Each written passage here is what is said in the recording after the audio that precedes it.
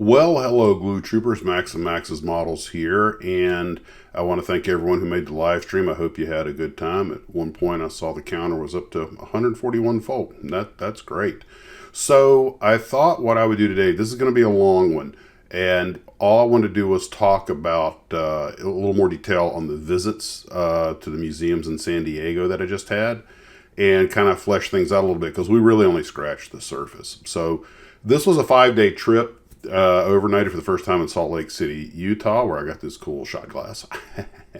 And Salt Lake, Utah. Ooh, slut. Of course, shot glasses are my usual souvenirs. And, of course, I got one at the San Diego Air and Space. So the approach into San Diego was everything it was described as to me. And don't get me wrong, it's nothing we can't do. It's just really weird because you're following the terrain down and you swoop that garage. It's all within standards, but it feels weird. Anyway, at least the first time. And I saw a lot of cool stuff when I was in Salt Lake and stuff like that, but really nothing to do with models. So great visit, spend a night in San Francisco and all that implies. But anywho, the two museums that I got to spend some time at, of course, the Air and Space and the San Diego Auto Museum. And so I thought we would go over some of the displays that were there, and we can talk about various things. Now, first off, the thing I really like about the San Diego Air and Space Museum is that it doesn't really look that big from the outside, and as Steve over Steve's Model Mania pointed out, the Rotunda building is actually left over from their from '64, the World's Fair. I believe he said it was Ford had the thing there, and so they've really repurposed that building well. They have the A12 out front, which is very similar to the SR-71, part of the same design and development program. And I took a couple of close-ups for anybody that may be building one to kind of get a feel for what the texture of the skin looks like. And it has a narrower chine. That lip around the front is narrower on the A12, and I believe the A12 was single seat. It was a CIA plane. The SR-71 that the Air Force operated, of course, had 2 seats, a wider chine, a few differences, but all part of the same program. And then, of course, there's the Sea Dart, which was Convair. I believe it was 1962. And as one book put it, there were heady days when someone got the bright idea to put an F-102 on water skis. And I had forgotten that San Diego is where Ryan Aircraft was based, and they built the Spirit of St. Louis for Charles Lindbergh, of course named the Spirit of St. Louis because it was St. Louis bankers that put up the money. They have a replica hanging in the airport. And by the way, San Diego has a very nice airport. And the thing I loved about it, not too big to get out of it. You just kind of get off the plane, walk out the gate, down the escalator, and you're outside. That was a relief after some of the places I've been where you pretty much do the long march to get to parking. So then, of course, you go inside. The first thing they have is a model of, like an architectural model, I guess, of the early Air and Space Museum. But then they have the Spirit of St. Louis on display. And in their main rotunda, as you walk in, they have a lot of the vintage replicas. Most of the stuff in there is replicas. The Spirit of St. Louis, of course, is a replica with the mannequin of Lindbergh. The Bell X1 is a replica. The scale model of the Montgolfier brothers balloon. The Vin Fizz, those are because it's in Air and Space, so that's another replica. But they're really good replicas. And another thing to point out is that the model shop, they have their own model shop, and that they do some pretty impressive work, and we'll talk about that. So you go through, and there's the space gallery. They have a lot of models, manufacturers' models, proposed aircraft, and stuff like that. And you go right in the space section. And they do have the Apollo 9 capsule in there. It's the actual one that went up and orbited the Earth, the lunar module, and gave it its shakedown cruise. And they have a lot of artifacts from various astronauts, coats, helmets, things like that. The experimental space helmet with the feeding tube. And, hey, don't laugh if it worked. So a lot of space stuff, a lot of things are represented in model form. And this is one of the most model and kit model intensive shops or museums that I've been in. The shop did not actually have any models for sale that I saw. They just had some die-cast stuff. But anyway, so you go on through, you go to the World War I stuff. They have all kinds of cool airplanes in there, and some of it's a little exotic and consolidated. And one of Consolidated's early biplanes, a Standard, a Jenny.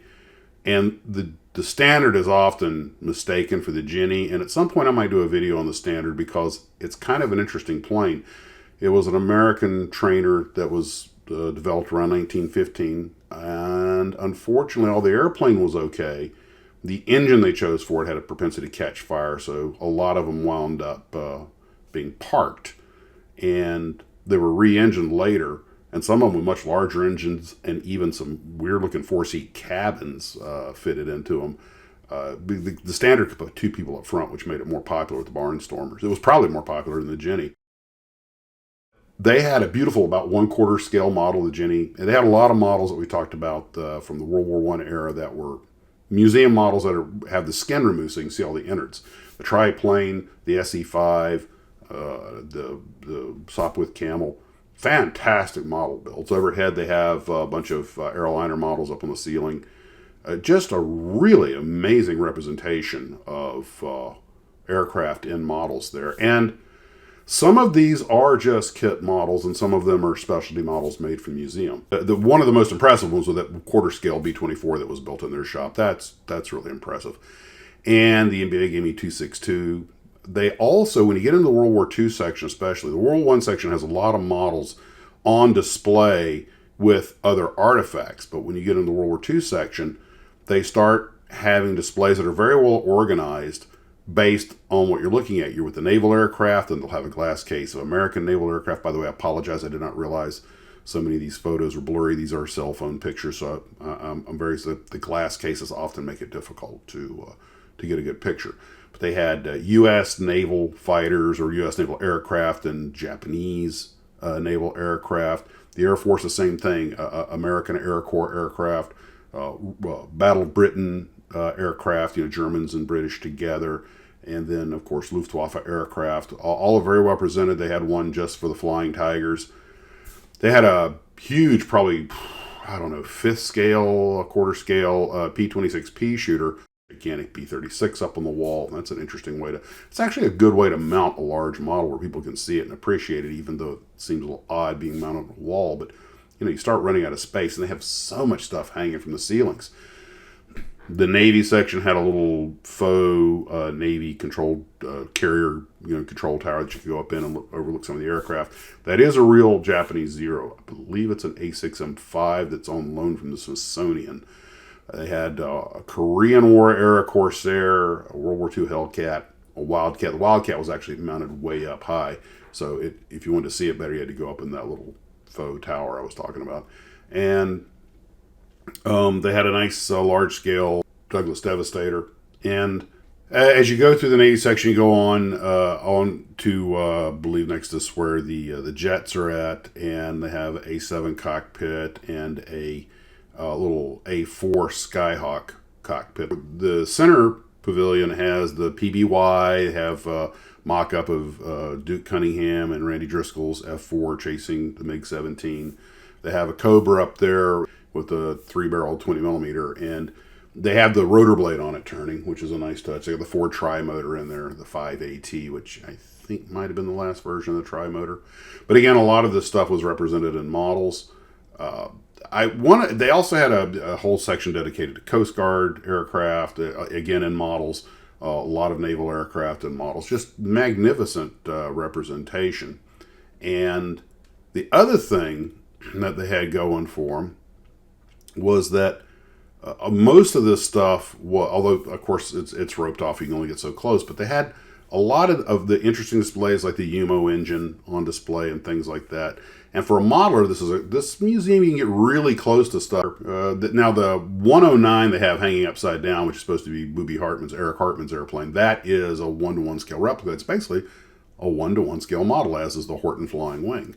But it's still great just to see something like that. But the nice thing about the other displays, like the real aircraft and everything, the engines and stuff, is you can go in, get lots of great reference photos. Here's how you paint the Rolls-Royce Merlin. I mean, here's a real one. Here's a UMO. So if you want to add some detail, some plumbing, of course, I'm sure there are plenty of reference photos on the internet, but there's nothing quite like actually seeing it. And they also have a lot of the early aviation, like the gliders and stuff and experimentals on display, but they also had some vintage models dating back. Some of it was trench art. Some of them were models dated back as early as 1916. So that's over a 100-year-old kit model. And that's pretty cool. Whoever runs the model shop obviously has the ear of the people who put stuff on display, because they got a lot of things beautifully represented in models, as well as a lot of actual aircraft. The GB, which is an airplane that just scares me to look at, is, of course, they have all the models for the golden era of racing and everything. And that Hughes H1 Racer, though, does not appear to be styrene. I think it's wooden paper, but they do have a lot of stick and tissue models on display. A lot of good stuff. Just a great museum. You'll spend the day there. I wish I'd had somebody to talk to about it, because that way I could have extemporated on my vast knowledge of aviation. But I actually got through there in just a couple of hours, because I was mostly taking pictures, and I was really thinking about the channel, so I was really trying to focus on the models and beautiful builds. One thing, for example, with the GB that I noticed is that the GB is a very difficult model to paint, because it has that very thin blue trim on the red paint, which is almost too small to get the proper width. Even on the real airplane, it was tricky to paint it and keep it symmetrical at that scale. So I've concocted a few ideas how I might be able to do that on some of those GBs I have on the shelf when I get around to painting them, but we'll see how that works out. So when I left the museum, of course, it's, as I mentioned, it's right under the path of the approach. So I was able to catch some pretty cool footage of people zooming overhead, landing. But I went ahead and went over to the San Diego Automotive Museum. Not as big, cheaper to get into, and they do have a veterans discount at both of them. And again, a lot of cool cars. I was actually a little more intrigued by some of the motorcycles, because they had some stuff that I hadn't seen in years, like the Hodaka. When was the last time I saw one of those go up for sale? It's an eclectic collection. It's a good collection. It's not one of the bigger car museums, but it's definitely worth a few dollars. I think it was $15 or something to get in. I think mine was $11 with my veterans discount. I mean, it's worth it. And if you're a car guy, you're going to have a good time there. I'm going to show you right now something that I did narrate while I was there. I actually went down the line of motorcycles that they had. It's not by any means the only motorcycles, as you'll see, but just reading the boards as I went by. I apologize for the shaky cam. So I'll come back after that, and then we'll pick up. Collection of motorcycles here. I'm going to read the cards as I go by. 69 Norton Commando. 71 Norton Commando. 38 Norton ES2, E5, whatever that is. I think it's ES2. 74 Triumph Trident. A 1948 AJS7R Boy Racer. No idea what that means. Velocetta KSS KTP Special. Flying Scott from Flying Squirrel Company, or interesting name, Alfred Angus Scott. Okay. 1914 Rover Imperial. Oh, Husqvarna, even I remember these. That's the Vincent Black Shadow. I built the Revell kit of one of these. It was a tricky build too, and I built it for my late friend Donovan. The only other one I've seen is the Tallahassee Automotive Museum. 1950 Vincent Rapide. Sorry about the bad photography, guys. These things are so close together, it's hard to get a clean shot of them. 35 Rudge Ulster Grand Prix. 1912 BSA. 1910 FN. That's this skinny one right here. 19 FN is Route National, who mostly made weapons, guns. Okay, Tarrant LPP. Guzzi Falcon, or Falcon. I'm guessing that's later became part of Moto Guzzi. Bull Taco. Oh my God, I think I remember these things. 66. 73 Suzuki. Oh my God. My friends had these things when I was 10, 12, 13 years old. I wanted it so bad. And 1970 Kawasaki Mach 3. And a Honda, a 2004 Honda. RC51SP2. After the museums, I stopped in Little Italy for lunch. And when I got back to the hotel, I realized the Maritime Museum was right in front of the hotel. And no, I did not get to the Midway, just not enough time. That is my first stop on my next San Diego overnight is the Midway Museum. And I was really torn between the two because I have two good friends who both know the town well and know the museums, give me great suggestions. So I just decided I would go ahead and get the farther museum out of the way first. So next time, maybe if I don't have as much time or we get there a little late, because this time we got in early, I can go to the museum that's right across the street, and that's the Midway. But they also have the Maritime Museum, which has a lot of cool ships. They have the Star of India, which is one of the first iron-hulled sailing vessels made in 1863 for the textile trade because the Brits could no longer get textiles from the American South due to the American Civil War. They didn't know much about iron-hulled ships, so they way overbuilt it, which is why it's still around 160 years later. And it does not have a motor. It is a pure sailing vessel. Then they have the Surprise, which used to be the Rose. You guys might remember it from Masters and Commanders, and I think it was in the fourth Pirates movie also. It needs about $10 million worth of tender loving care. These wooden ships are only designed to last about 40 years, and really often only about 30 years. And this one was built in the 70s, so she definitely needs some love. But they have the USS Dolphin submarine, which was a research submarine for deep diving, and a couple more sailing vessels, and of course the museum itself. So I definitely want to get over there next time. A lot of cool stuff over there, and of course San Diego's got all the Marine Corps stuff, and Navy stuff. You know, Coronado, Miramar, North Island. Just wow. The whole thing.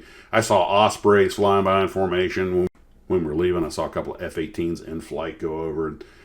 Seeing them fly by when you're on the ground is cool, but when you're up in the air and you see them go by, it's magical.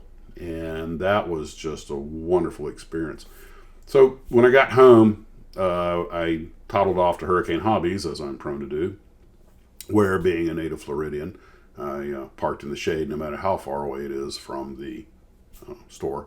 And when I went in, I saw some cool stuff that was going up for sale. Apparently, they're putting the dinosaur kits out again. And one thing I talked about also was, a good way to display model cars and keep it compact would be to get one of these car carrier models, build that, and then pose about five cars on the thing for a smaller footprint of area. And so one of these points, I'm probably going to build that just to make it easier to display some of the model cars.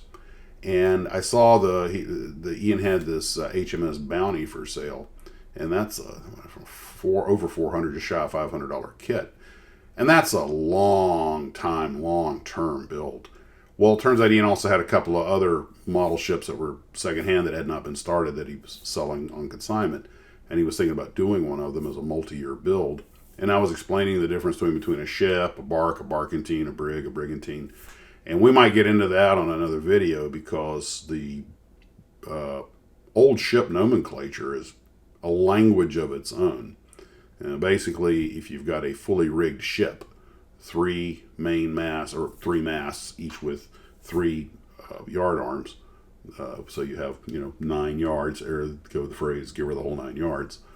Then you have a fully rigged ship or a ship, and if the aft sail is the aft mast is fore and aft rigged for a gaff, then it's a bark, and the two aft masts are both set up for fore and aft gaff rig, then it's a barkentine. Two masts and so on, it's a brig, and then if the aft one is set up for gaff rig, it's a brigantine, so on and so forth. And then you have all the others, luggers and schooners, and it gets confusing. And some ships don't fit comfortably into one category.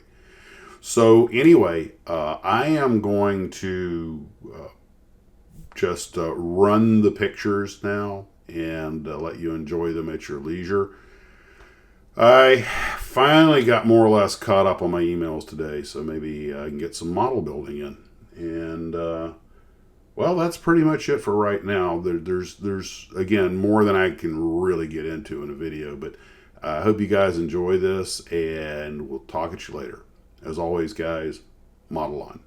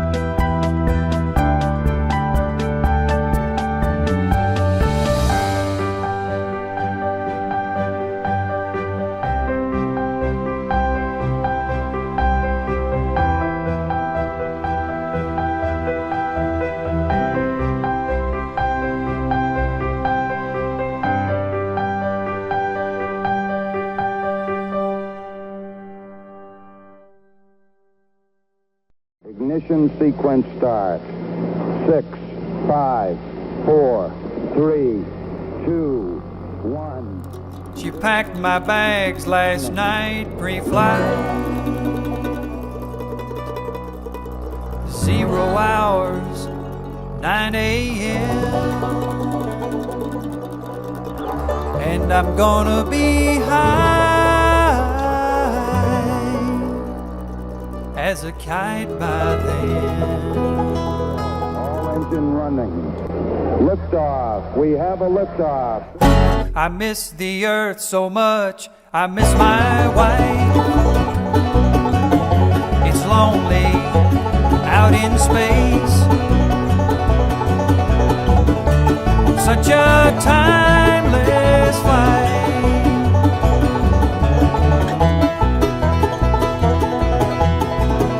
I think it's gonna be a long, long time. The touchdown brings me round again to find I'm not the man they think I am at home. Oh no, no, no, I'm a rocket man.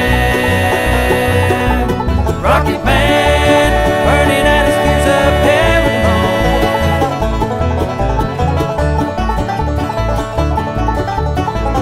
home. Mars ain't the kind of place to raise your kids. In fact, it's cold as ice. And there's no one there to raise them. If you did. And all the science I don't understand. It's just my job 5 days a week. Rocket man.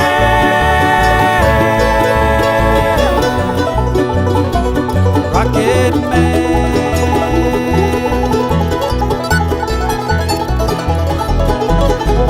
And I think it's gonna be a long, long time. The touchdown brings me round again to find I'm not the man they think I am at home. Oh no, no, no, I'm a rocket man. Rocket man, burning out his fuse of heaven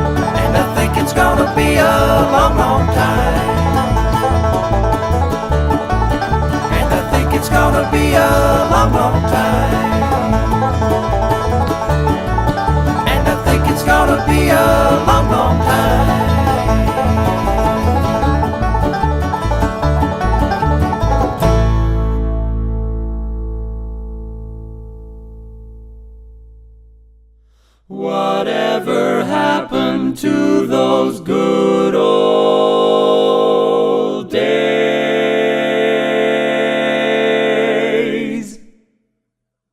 In olden days, a glimpse of stalking was looked on as something shocking. Now heaven knows, anything goes.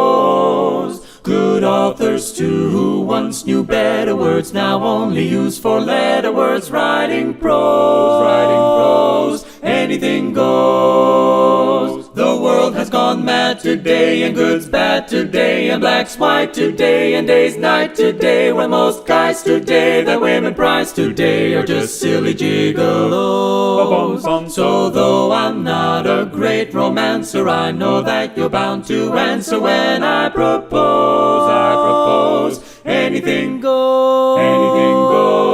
When grandmothers pack and leave poor fathers behind. They decide they'd rather be tennis pros, tennis pros.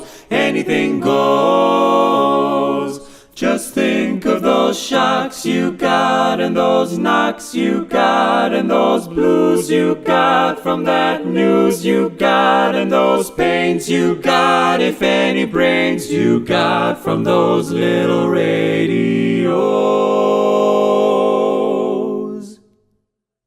So every night the set that's smart is indulging in nudist parties and studios. Anything goes, anything goes. They used to wear Victorian clothes, but now they all show silken hose. Heaven knows, anything goes.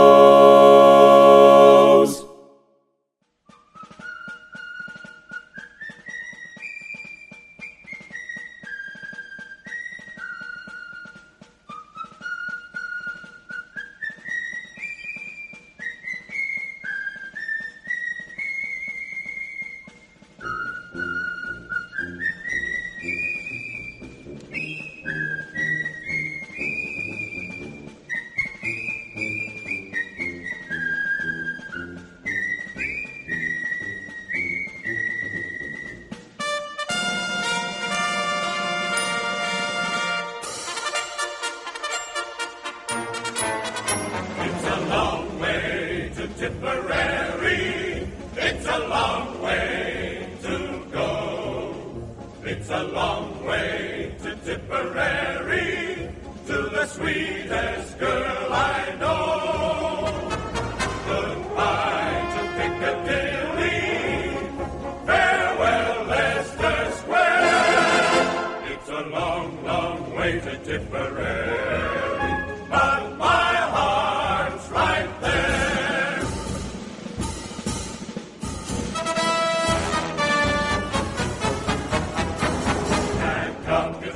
In your own kit bag and smile, smile, smile, while you've a Lucifer to light your fang. Smile, boys, that's the style.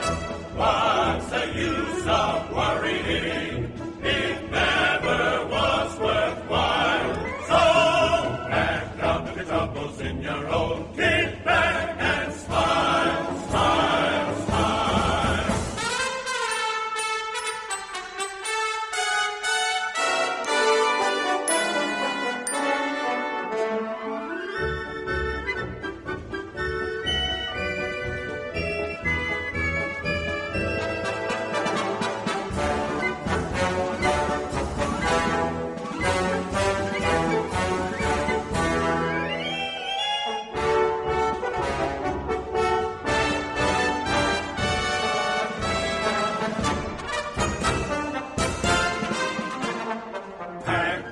Troubles in your own kit bag and smile, smile, smile, while you've a Lucifer to light your fang. Smile, boys, that's the style.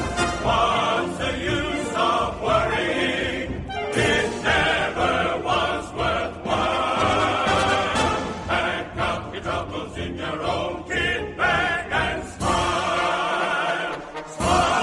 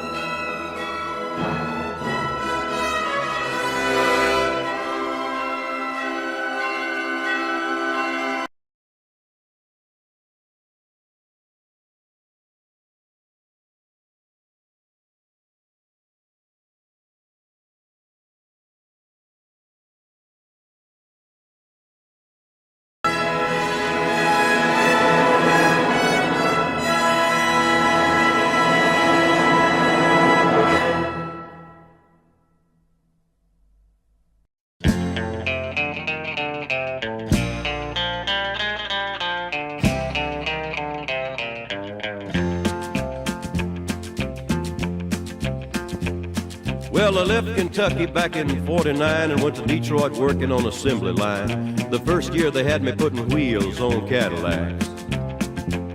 Every day I'd watch them beauties roll by, and sometimes I'd hang my head and cry, 'cause I always wanted me one that was long and black. One day I devised myself a plan that should be the envy of most any man. I'd sneak it out of there in a lunchbox in my hand. Now getting caught meant getting fired, but I figured I'd have it all by the time I retired. I'd have me a car worth at least 100 grand.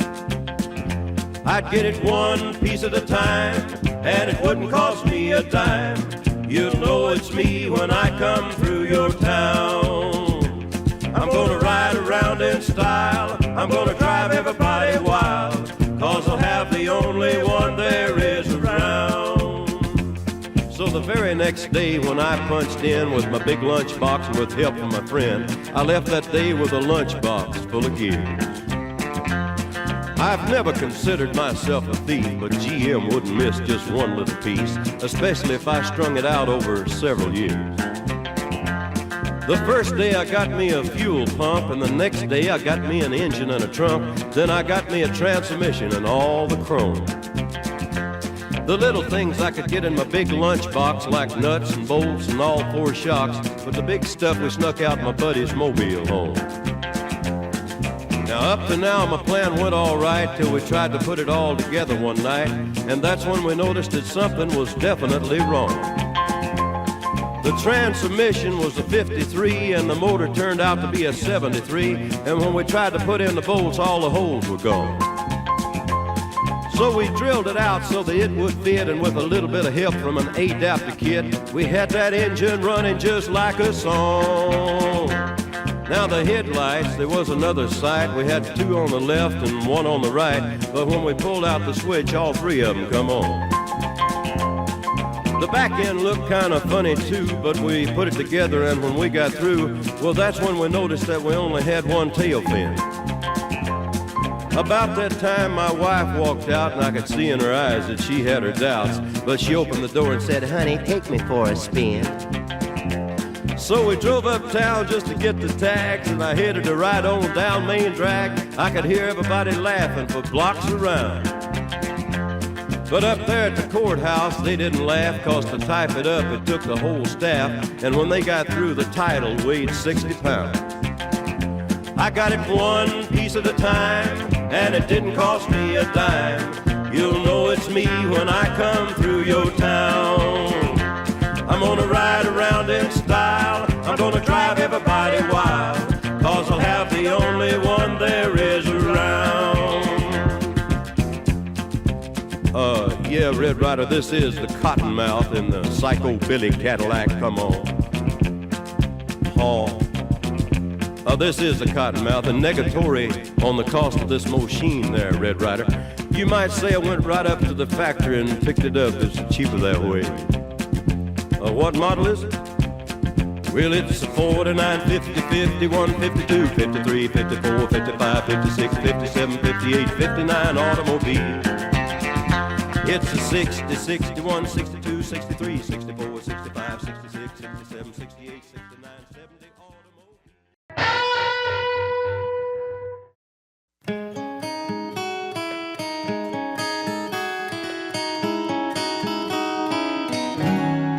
All the leaves are brown, and the sky is gray. I've been for a walk on a winter's day. I'd be safe and warm if I was in LA. California dreaming on such a winter's day. I stopped into a church, I passed along the way. Oh, I got down on my knees and I pretend to pray. You know the preacher like the ghost, he knows I'm gonna stay. California dreaming on such a winter's day.